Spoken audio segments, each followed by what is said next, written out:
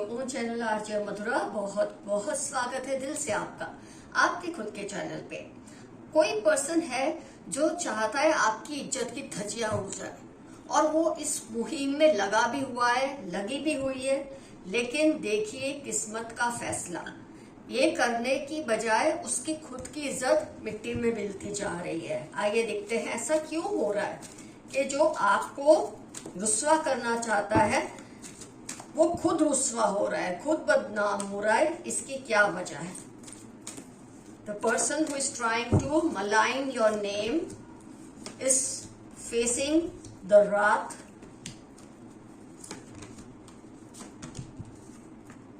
of angels. Just a difference. होता है कई बार, कई लोग सोचते हैं, बहुत अपने आप को तेज समझते हैं, दूसरों का नाम खराब करने की पूरी कोशिश करते हैं। लेकिन क्या होता है कि प्रोसेस में उनका ही नाम खराब हो जाता है। लेकिन ऐसा आपकी सिचुएशन में क्यों हो रहा है कि आपका नाम खराब होने की बजाय खुद इस इंसान का नाम खराब हो रहा है? एक तो फ्रेंड्स, लोग जो आपको जानते हैं ना, बहुत अच्छे से जानते हैं। इसमें ऐसे भी लोग हैं जिनको आप पर शायद किसी बात का गुस्सा हो, आप पे किसी बात का एक तरह का बोलते हैं ना, एक द्वेष होता है कई लोगों को, लेकिन वो भी आपको जानते हैं। एंजल ऑफ स्ट्रेंथ कि आप बहुत ही समझदार इंसान है, जो करते हैं उसके पीछे डेफिनेटली कोई रीजन होता है, तभी आप ऐसा करते हैं। अब आपको जब कोई जानता है और उसके सामने कोई और जाके आपके खिलाफ बात करता है, तब क्या होता है? इन लोगों को हंसी आती है। हंसी आती है किस पर? आप पर नहीं, जो आपका नाम बदनाम कर रहे हैं उन पर, जो आपकी इज्जत की धज्जियां उड़ाना चाहते हैं उन पर। क्योंकि जो लोग आपको जानते हैं, ये क्या सोचते हैं, जो आपके बारे में गॉसिप करते हैं ना कहीं जाके, या आपका नाम खराब करने की कोशिश करते हैं, ये सोचते हैं ये बहुत समझदार हैं और ये जो भी करेंगे इसको सब लोग मान ही लेंगे। हो सकता है कुछ बेवकूफ उनकी बातों को मान भी लेते हैं, इनकी बात को तवज्जो देते हैं, वैल्यू देते हैं। लेकिन कुछ टाइम के बाद ये लोग जो होते हैं ना, जो आपकी बुराइयां दूसरों के सामने करते हैं, दूसरों की बुराइयां ये उनके किसी और के सामने करते हैं, तो जब वो लोगों से इनको पता चलता है कि ये इनकी भी बुराइयां करते हैं, तो ये समझ जाते हैं जो आपकी बुराई कर रहे हैं उसके पीछे भी इनकी गंदी फितरत और आदत है। और इसमें होता क्या है? क्योंकि जो लोग, एक बात हमेशा याद रखें, आप ये चीज अपने जीवन में भी याद रखें, आपके सामने बैठ के अगर कोई बंदा या बंदी किसी की बुराई कर रहा है ना, तो ये 100% सच मान के चले, या आपकी बुराई औरों के सामने भी करेंगे। वही चीज यहाँ हो रही है कि जो आपकी बुराई औरों के सामने कर रहे हैं, उनकी बुराई वो किसी और के सामने कर रहे हैं। और जब लोगों को ये बात पता चलती है ना आपस में कि ये पर्सन ऐसे ही है, इसकी फितरत ही बुरी है, दुनिया भर में जा जाके जो ढिंढोरा पीटते रहते हैं आप लोगों के बारे में, किसी और के बारे में, इनके खुद की बोलते ना ऑल टाइड अप, कोई इनका स्टैंडिंग ही नहीं है, इनकी आंखें बंद हैं, इनको पता ही नहीं है कर क्या रहे हैं। तो अपने आप को बहुत समझदार समझकर ये सोचते हैं कि आपके रिश्ते तोड़ देंगे औरों के साथ, ये आपको अकेला कर देंगे। उसकी बजाय क्या होता है? ये खुद अकेले पड़ने लगे हैं। लोग इनसे अब तंग आने लगे हैं और पीठ पीछे लोग अब इनकी भी बातें कर रहे हैं कि ये इंसान जरा भी ट्रस्टवर्दी नहीं है। क्योंकि अगर ये आपकी बुराई उनके सामने कर रहे हैं तो उनको पता है उनकी बुराइयां भी ये औरों के सामने जाकर करते ही हैं। तो कोई इनको अपने पास फटकने नहीं देता, ये बात को आप याद रखें। ये चाहे किसी को पैसे से जीतने की कोशिश करे, इमोशन से जीतने की कोशिश करे, कोई इनके शिकंजे में फंसने वाला नहीं है। जिन्होंने ये चीज को समझ लिया है ना, कि पहले तो इन्होंने शौक से सुनी होंगी आपकी बुराइयां जब ये करते थे उनके सामने बैठ के, अब इनको रियलाइज हो गया इस पर्सन की कोई वैल्यू नहीं है, ये इंसान की कोई स्टैंडिंग नहीं है, इसका कोई उसूल ही नहीं है, और लोग अब इनकी धज्जियां उड़ाते हैं इनकी पीठ के पीछे।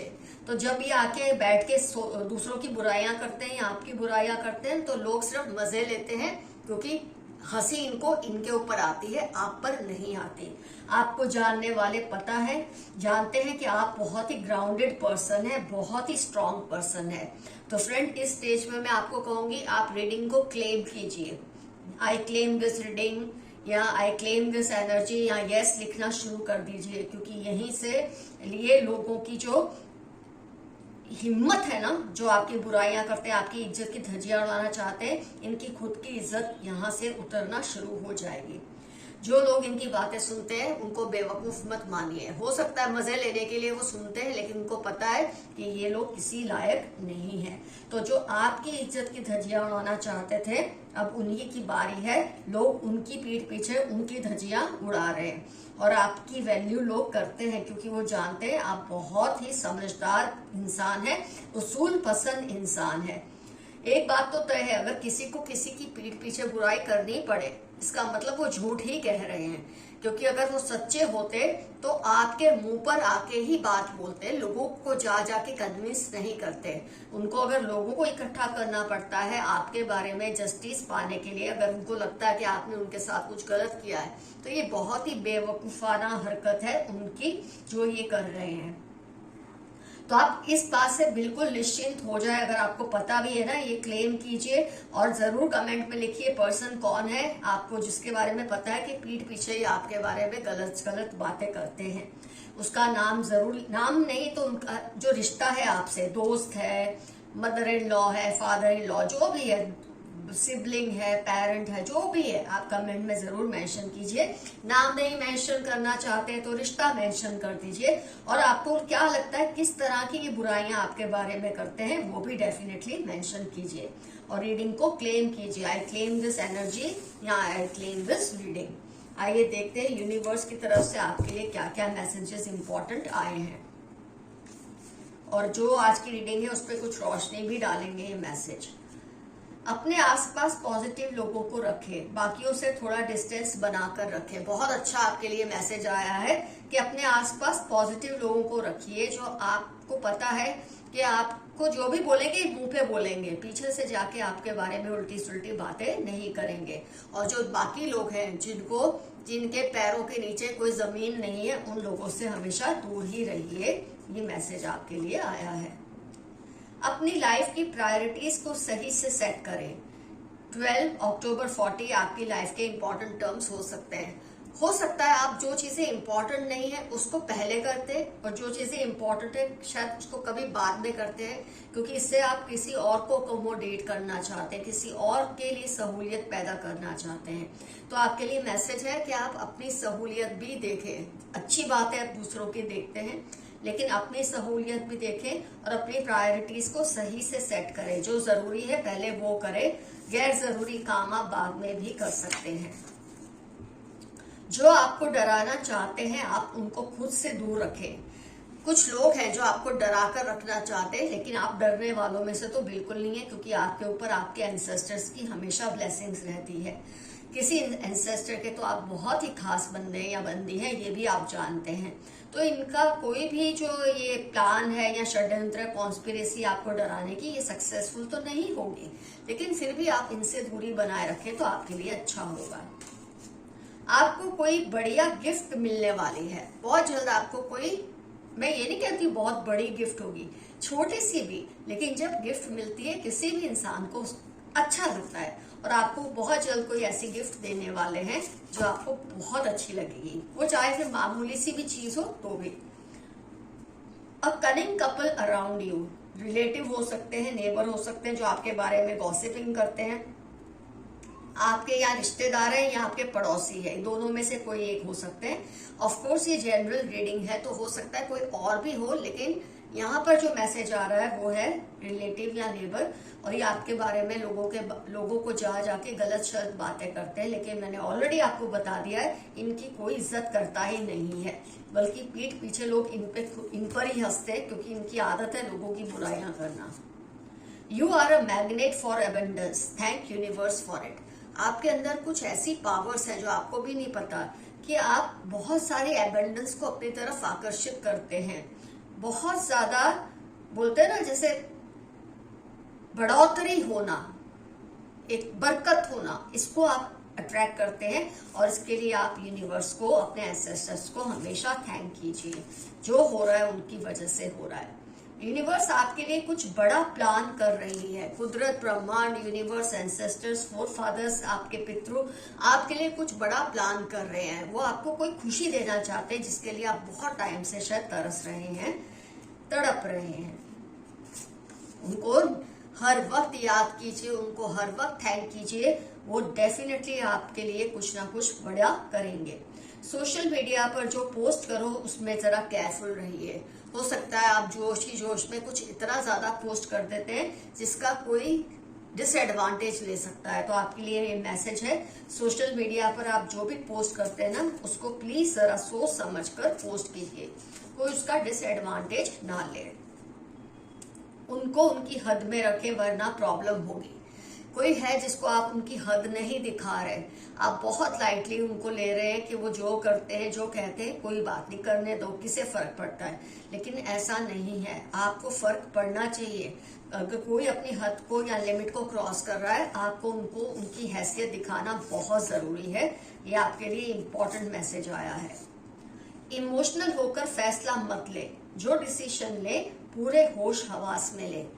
आप कभी कभी बहुत जज्बाती होकर फैसला लेते हैं, ये सोचकर कहीं इसको बुरा ना लग जाए, इसको गलत ना लगे, लेकिन ऐसा आपको नहीं सोचना है। जो सही है वही करो, जो अच्छा लगे वो मत करो, जो सही है वो फैसला लिया करो। ऐसा आपके लिए इम्पोर्टेंट मैसेज आज की रीडिंग में आया है।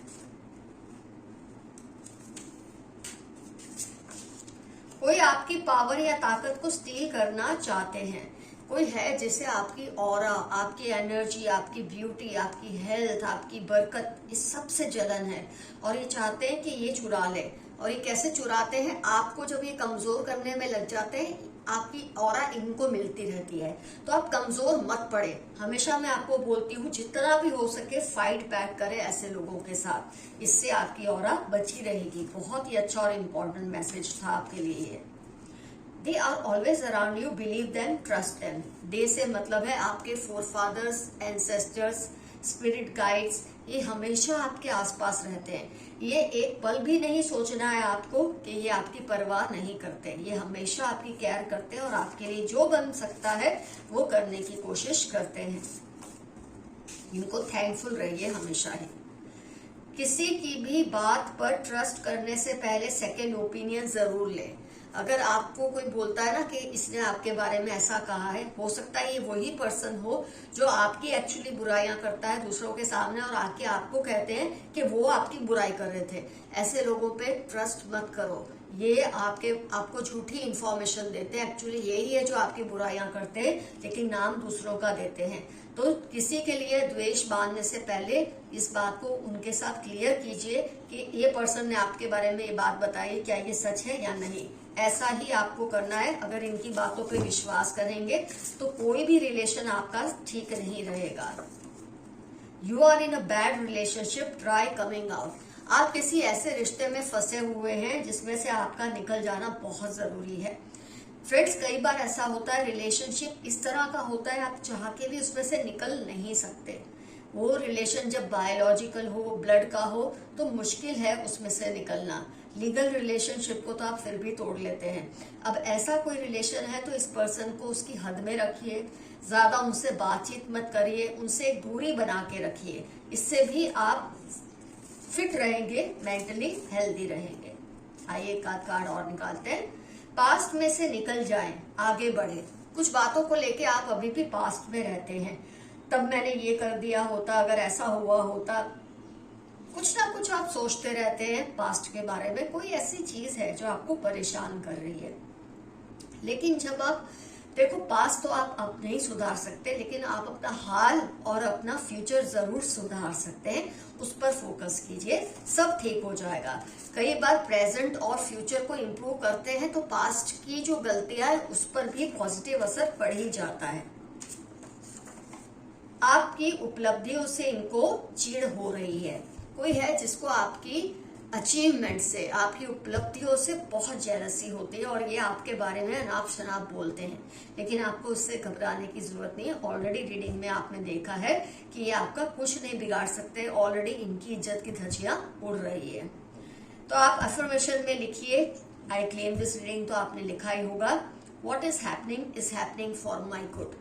जो हो रहा है मेरे अच्छे के लिए हो रहा है, ये भी आप अफर्मेशन में लिख सकते हैं। फ्रेंड्स, आज की रीडिंग होती है कंप्लीट। जो मैंने कहा है डेफिनेटली मेंशन करना कमेंट सेक्शन में। अगर आपको मुझसे पर्सनल रीडिंग बुक करानी है तो जीमेल मुझे कीजिए, मेरा जीमेल एड्रेस डिस्क्रिप्शन में क्लियरली मैंने लिखा है। ऑफ कोर्स ये पर्सनल पेड रीडिंग ही होती है। Love you all, see you soon, your friend Madhura. Bye bye.